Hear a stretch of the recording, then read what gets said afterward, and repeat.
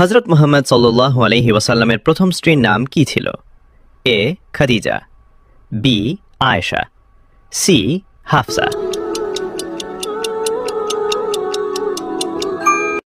উত্তর এ খাদিজা রাদিয়াল্লাহু আনহা।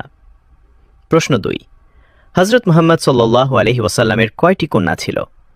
এ 2, বি 3, সি 4।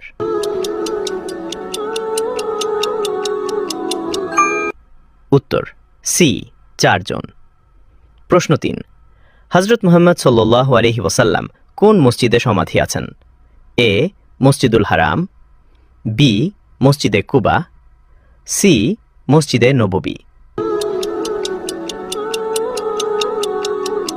উত্তর সি মসজিদে নববী। প্রশ্ন 4, মানবজাতির প্রথম নবী কে ছিলেন?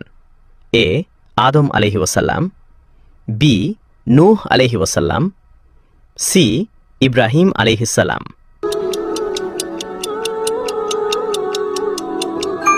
সঠিক উত্তর জানার আগে এরকম প্রশ্ন আরও পেতে পেজটাকে ফলো করুন এবং চ্যানেলটাকে সাবস্ক্রাইব করুন।